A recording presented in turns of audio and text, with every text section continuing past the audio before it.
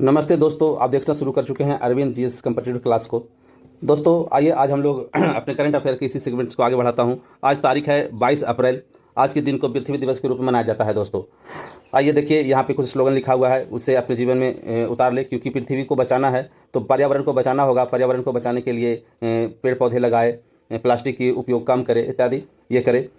तो पृथ्वी बचाओ भविष्य संभारो, 22 अप्रैल पृथ्वी दिवस। पेड़ लगाओ, पर्यावरण बचाओ, प्लास्टिक हटाओ, जीवन सजाओ। हर दिन पृथ्वी डे मनाओ, हर दिन अर्थ डे मनाओ। ओके, तो हर दिन अर्थ डे मनाना है, तभी हम पृथ्वी को बचा पाएंगे। और लोगों को लगता है कि आज जिस दिन पृथ्वी डे है उस दिन अगर हम पृथ्वी को हमने वो पेड़ लगा दिए, ये पेड़ को किसी तरह का, तो वो उस तरह से नहीं होता। हमेशा के लिए हर दिन पृथ्वी को बचाने की आवश्यकता है। तो दोस्तों आइए आज देखते हैं क्या क्या हमारे पास है। आगे बढ़ते हैं। देखिए आपके सामने एक क्वेश्चन आ चुका है, वह क्या है। देखिए आपके क्वेश्चन का जवाब तो पहले ही मैं दे चुका हूं इस क्वेश्चन का, फिर भी देखिए इसका डिस्कशन करेंगे। पृथ्वी दिवस कब मनाया जाता है? ओके, तो अभी बताया हूं कि यह 22 अप्रैल को मनाया जाता है। पृथ्वी दिवस 22 अप्रैल को मनाया जाता है। यह दिन पृथ्वी के जागरूकता के लिए, जैसे कि हम पृथ्वी पर रहते हैं, ये हमारा घर है, तो जिस तरह से अपने घर को संभालना और लंबे समय तक टिका करके रखना, उसी तरह से हमें भी इस पृथ्वी को संभाल करके रखना और लंबे समय तक टिका कर रखना। क्योंकि पृथ्वी पर मनुष्य कब तक रह सकता है? जब तक पर्यावरण और वातावरण शुद्ध रहे, तब तक मनुष्य का अस्तित्व यहाँ तक है। अगर यह पर्यावरण दूषित हो जाता है तो मनुष्य का अस्तित्व खतरे में आ जाएगा। ओके, तो इसलिए पृथ्वी को बचाना, यानी कि पर्यावरण को शुद्ध करना, पर्यावरण को बचाना, ये इंपॉर्टेंट होते हैं। जैसे इसके लिए आप क्या कर सकते हैं, तो पेड़ पौधे लगाइए और जितने भी तरह के जागरूकता है वो जागरूकता फैलाइए, लोगों को बताइए। ये सारा चीज़ इसमें होते हैं। तो दोस्तों आइए, 22 अप्रैल को मनाया जाता है पृथ्वी दिवस। 22 मार्च एक आता है, यहाँ पे ऑप्शन में दिया हुआ है आपके पास, देखिए सारा इंपॉर्टेंट दिया हूँ मैं। ऑप्शन में दिया हुआ है 22 मार्च। 22 मार्च को मनाया जाता है विश्व जल दिवस। विश्व जल दिवस याद रखेंगे, जल दिवस मनाया जाता है। 18 को मनाया जाता है विश्व विरासत दिवस। विश्व विरासत दिवस, ठीक है, विरासत दिवस मनाया जाता है। अगर 16 सितंबर बात करें, 16 सितंबर ये कौन सा? तो ये ओजोन दिवस मनाया जाता है। ओजोन दिवस, ओजोन दिवस। ये ओजोन दिवस क्या होते हैं? तो ओजोन दिवस देखिए एक्चुअली में क्या हुआ था कि ओजोन दिवस की बात करें तो 1987 ईस्वी में मॉन्ट्रियल, कनाडा में एक शहर है मॉन्ट्रियल में एक कॉन्फ्रेंस हुआ था जिसको मॉन्ट्रियल प्रोटोकॉल कहा जाता है। और उसी समय यह चिंता किया गया था कि समताप मंडल में ओजोन गैस है जो हमारे सूर्य से आने वाले परावैज्ञानिक किरणों को ये शुद्ध करके हमारे पास भेजता है। तो ये जो है ओजोन परत जो है ये नुकसान हो रहा है, तो इसको कैसे बचाया जाए, तो ये लेकर के विश्व में एक संगठन बैठा था, एक कॉन्फ्रेंस हुआ था जिसे मॉन्ट्रियल प्रोटोकॉल कहा जाता है। तभी से ये ओजोन के लिए हुआ था। ये भी कई बार क्वेश्चन पूछा गया है कि मॉन्ट्रियल प्रोटोकॉल किससे संबंधित है, तो ओजोन परत के संरक्षण से संबंधित है। तभी से हर एक वर्ष 16 सितंबर को मनाया जाता है ओजोन दिवस। ठीक है, याद रखेंगे ये ओजोन दिवस क्यों मनाया जाता है, तो ओजोन के संरक्षण के लिए। ओजोन मतलब O3 एक गैस होता है जो क्या करता है, सूर्य से आते हुए परावैज्ञानिक किरण को छान करके हमारे पास भेजता है, ताकि हमें अगर यह ओजोन परत ना हो तो हमें कई तरह के बीमारी उत्पन्न हो सकते हैं सूर्य के रोशनी से, सूर्य के किरण से। ओके, आगे बढ़ते हैं नेक्स्ट। देखिए अगर इसमें एक क्वेश्चन, एक पॉइंट और जान लीजिए। आज का जो दिन है वो पृथ्वी दिवस है।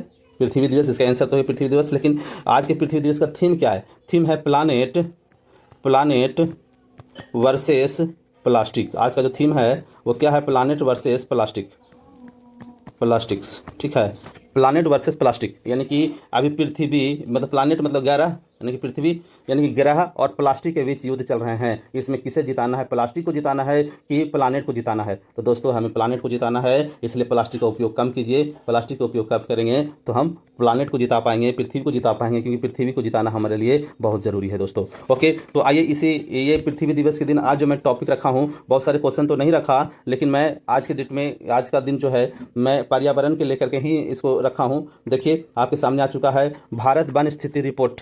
आज हम लोग भारत वन स्थिति रिपोर्ट के बारे में बात करें, क्योंकि आज जो है पर्यावरण दिवस भी है, तो इसलिए भारत वन स्थिति रिपोर्ट की चर्चा करें। कितने प्रतिशत हमारे भारत में वन है, कहाँ पे वन है, हमें वन के प्रति किस तरह से जागरूकता फैलाना चाहिए, वन को हमें किस तरह से आगे बढ़ाना चाहिए, संरक्षित करना चाहिए, नुकसान ना पहुँचाना चाहिए, कितने प्रतिशत वन कहाँ है, किस राज्य में है, उसके बारे में हम लोग आज फुल डिजिटल चर्चा करेंगे। क्योंकि वन स्थिति रिपोर्ट जो है प्रत्येक 2 वर्ष पर आते हैं, तो इससे पहले 2021 में आया था और अगला बार 2025 में आएगा, लेकिन ये 2025 में नहीं, ये 24 में आया है और है आंकड़ा 2023 का ही। ओके, तो आइए दोस्तों आगे बढ़ते हैं इसी में। ठीक है, तो अगर आप हमारे चैनल पर नए हैं तो कृपया करके चैनल को सब्सक्राइब करेंगे और वीडियो को पूरा देखेंगे। पूरा वीडियो देखने के बाद अगर वीडियो आपको अच्छा लगे तो लाइक करें, शेयर करें और अपने दोस्तों के पास इसको शेयर करें, कमेंट भी आप करेंगे। ओके, और अगर आप सब्सक्राइब ना किए हो तो सबसे पहले सब्सक्राइब कर लेंगे। ओके दोस्तों, क्योंकि मैं देखा हूँ बहुत सारे लोग देखते हैं हमारे वीडियो, लेकिन कुछ लोग सब्सक्राइब नहीं करते हैं, तो कृपया कर सब्सक्राइब जरूर करेंगे।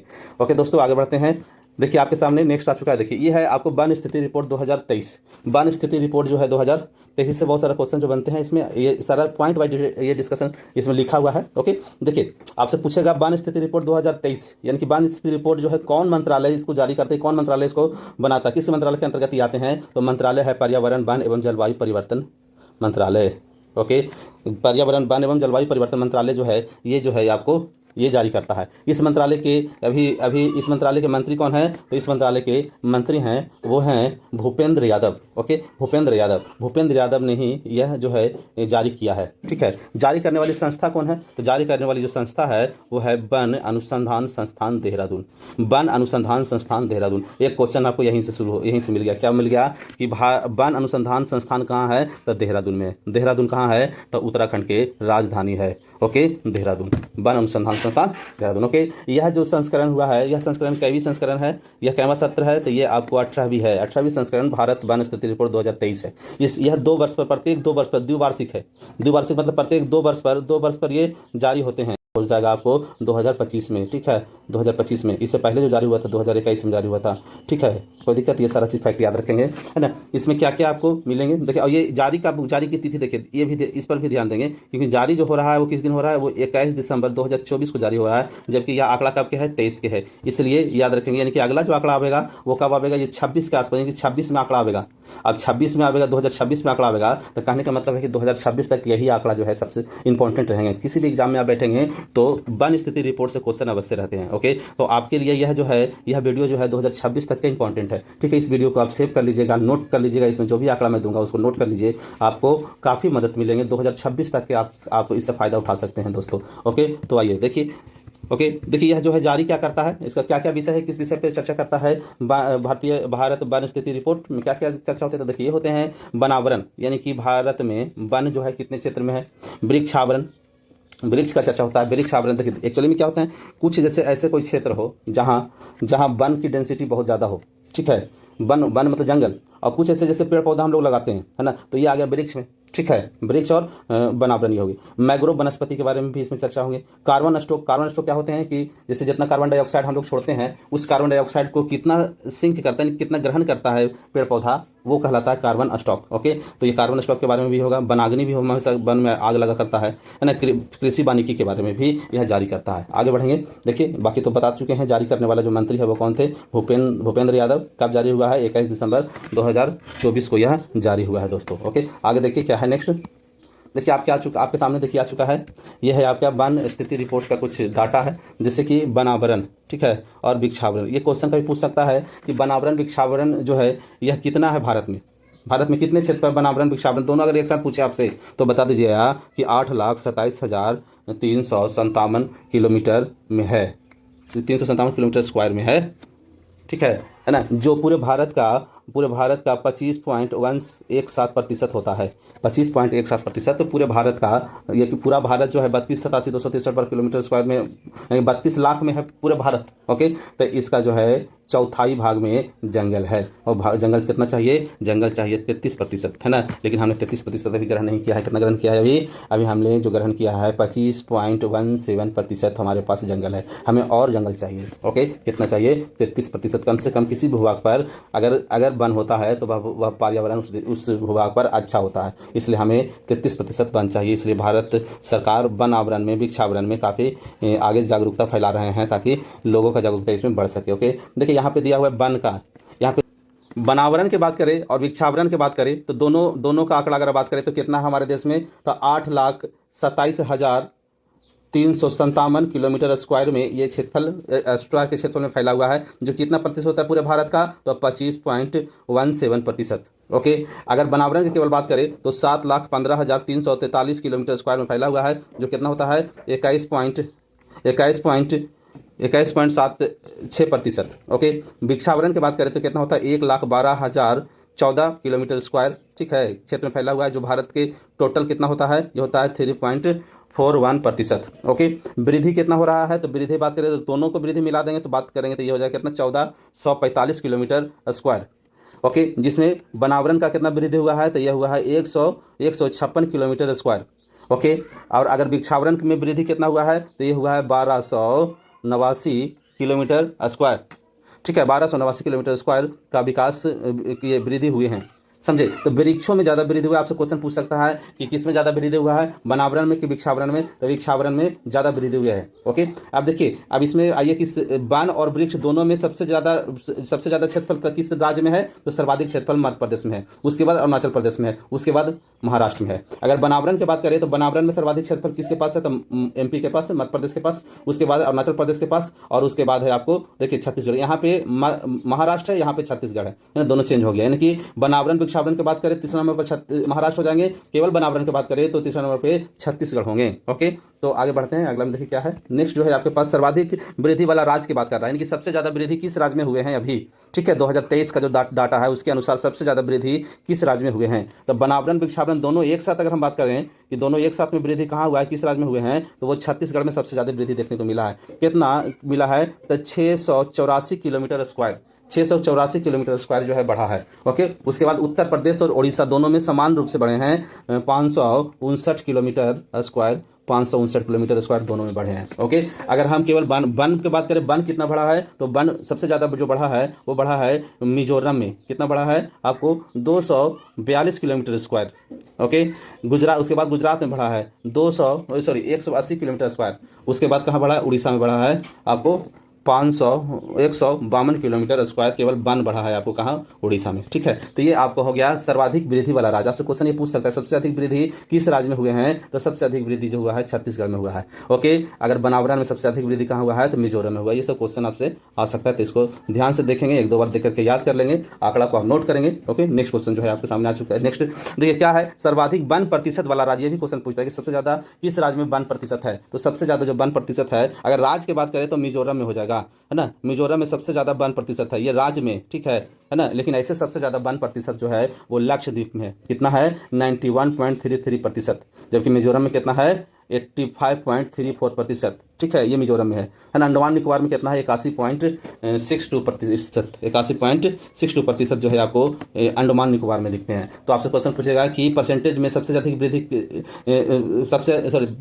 परसेंटेज में सबसे ज्यादा विस्तार किस राज्य में है, तो यह है मिजोरम में। ओके, ऐसे पूछेगा केंद्र शासित प्रदेश और राज्य दोनों मिला के, तो मारेंगे लक्षद्वीप में। ठीक है, क्योंकि लक्षद्वीप में मिजोरम से भी अधिक प्रतिशत में जंगल हैं। लेकिन 91% में जंगल, कहने का मतलब है कि उस राज्य में अब लक्षद्वीप में जाइएगा तो वहाँ केवल जंगल ही जंगल मिलेंगे, जंगल ही जंगल मिलेंगे।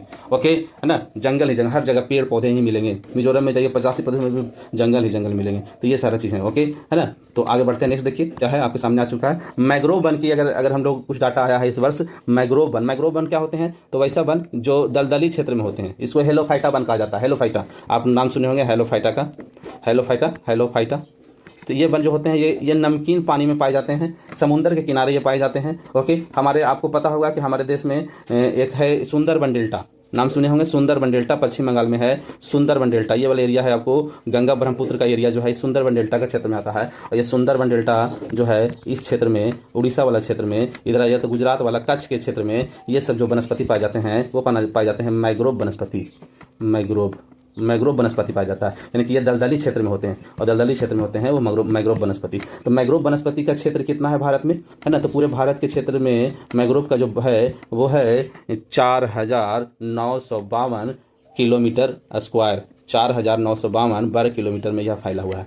इसमें एक ही आंकड़ा याद रखिएगा कि सबसे अधिक किस राज्य में है मैग्रोव वन, तो सबसे अधिक जो है वह पश्चिम बंगाल में है, पश्चिम बंगाल। ओके, मैग्रोव वन, क्योंकि मैंने बताया था कि पश्चिम बंगाल में ही सुंदरबन डेल्टा है, सुंदरबन डेल्टा में ही मैग्रोव वन सर्वाधिक है। ठीक है, ऐसे उड़ीसा में भी मैग्रोव वन है, आपको आंध्र प्रदेश में भी मैग्रोव वन देखने को मिलते हैं तटीय क्षेत्र में। आप जाइएगा तो गुजरात में भी मैग्रोव वन है, महाराष्ट्र में भी मैग्रोव वन, जहाँ भी समुद्र के किनारे दलदली क्षेत्र है वहाँ मैग्रोव वन पाए जाते हैं। ओके, मैग्रोव वन को क्या कहा जाता है, हेलोफाइटा, याद रखेंगे, है ना। ओके, आगे बढ़ते हैं। नेक्स्ट जो है आपके सामने एक पॉइंट है, अगला क्या है, देखिए ये बड़ा याद रखिएगा, बहुत सारा क्वेश्चन यहाँ पे पूछ रहा है।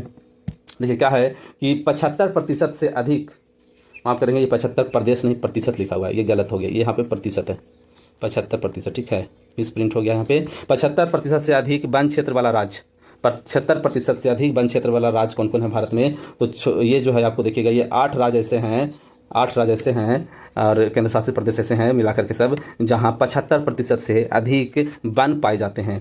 जिसमें एक हो गया आपका देखिए, मिजोरम, लक्षद्वीप, अंडमान निकोबार, अरुणाचल प्रदेश, नागालैंड, त्रिपुरा, मणिपुर। ओके, तो ये जो है 8 ऐसे क्षेत्र हैं जहां 75% से अधिक वन पाए जाते हैं। ओके, ये तो आंकड़ा हो गया, लेकिन क्वेश्चन इसे ऐसे नहीं पूछेगा।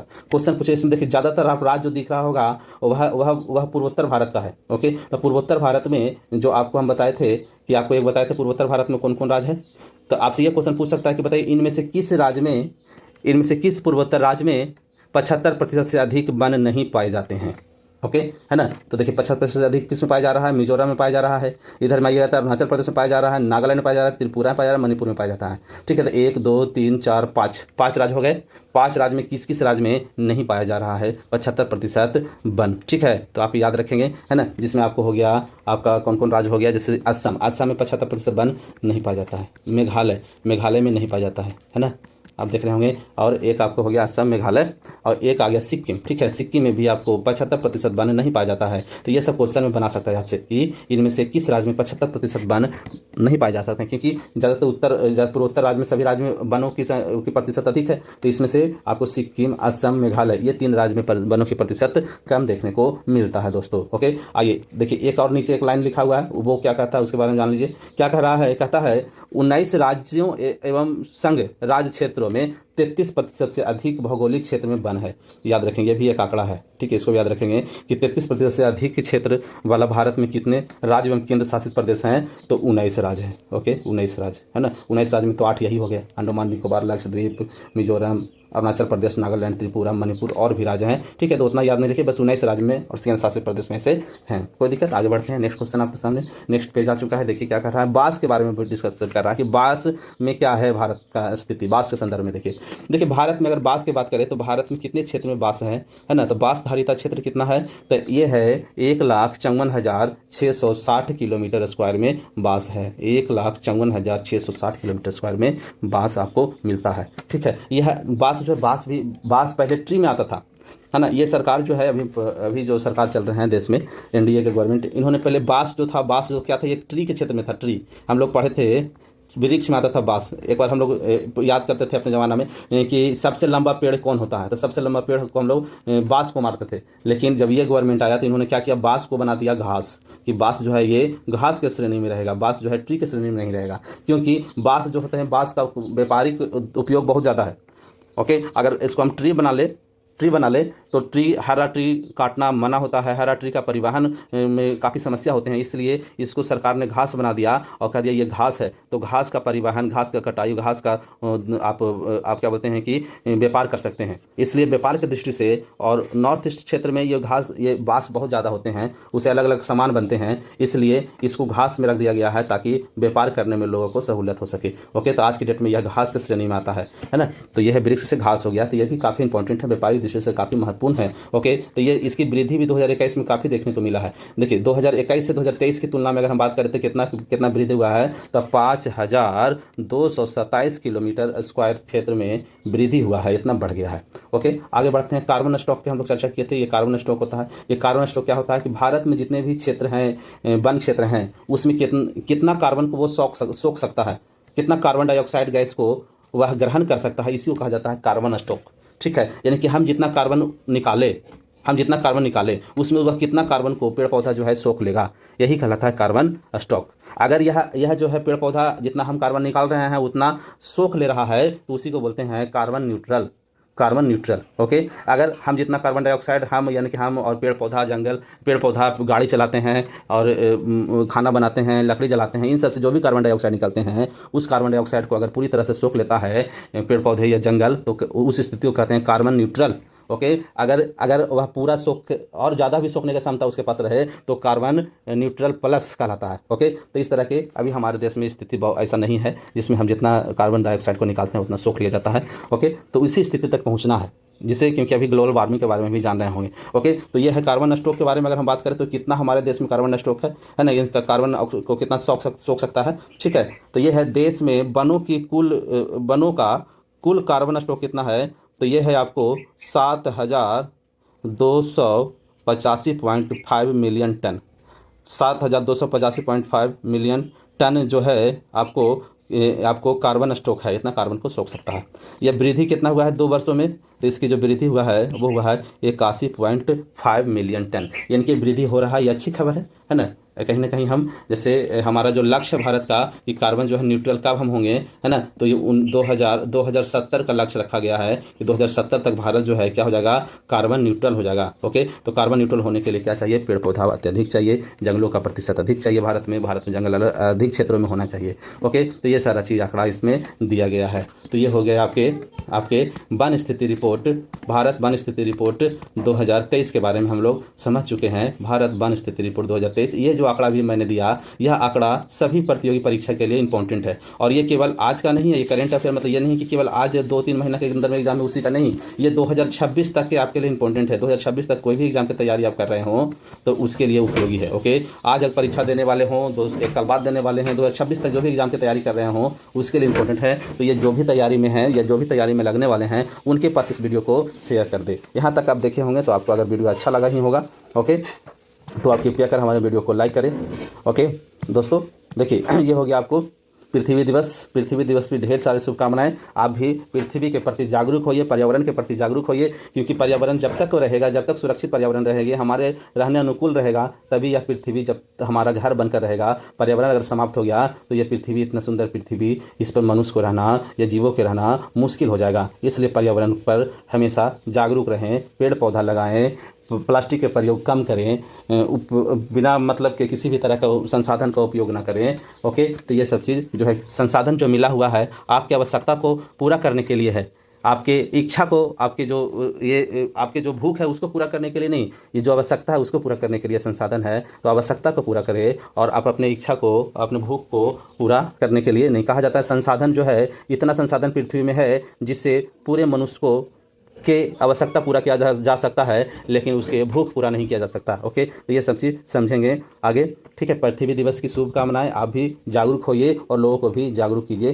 ताकि सभी लोग पृथ्वी के बचाने में, पर्यावरण के बचाने में सहयोग दे पाए। ओके, आगे बढ़ते हैं। देखिए अब आ चुका है हमारे, अगर आप वीडियो में नए हों, आप और हमारा मुलाकात पहली बार हो रहा हो तो कृपया करके आपके नीचे सब्सक्राइब का बटन होगा, उसको दबा दे। उसको दबाने के बाद और नीचे जाइएगा तो बेल आइकन दबाइएगा। बेल आइकन के बाद आपको मिलेंगे ऑल, तो ऑल पर क्लिक कर देंगे, तब आपको हमारा जब भी वीडियो बनाऊं तो आपको नोटिफिकेशन मिलता रहेगा। दोस्तों, वीडियो आपको अच्छा लगा होगा, पसंद आया होगा तो कृपया लाइक करेंगे, कमेंट भी करेंगे, अच्छे बात को जरूर लिखिए। कम से कम हमें आपको पृथ्वी दिवस के बधाई तो जरूर दीजिए कमेंट में। ओके, और इस वीडियो को अपने दोस्तों के पास भी शेयर करें। Okay, thank you very much. Okay, thank you very much इस वीडियो को देखने के लिए। यहाँ तक रहे होंगे, इसका मतलब आप पृथ्वी के प्रति, आप पर्यावरण के प्रति, पृथ्वी दिवस के प्रति आप जागरूक हैं और आप एक सीरियस कैंडिडेट हैं, ताकि और आप अपने लक्ष्य में लगे हुए हैं। तो हमारा सब शुभकामना आपके साथ है। आपको जल्दी मंजिल प्राप्त हो, आपको जल्दी सरकारी नौकरी मिले, आपको जल्दी सरकारी वर्दी मिले। ओके, तो आप भी मेहनत करते रहिए, मैं भी मेहनत करता रहूँगा। बहुत बहुत धन्यवाद। Thank you very much.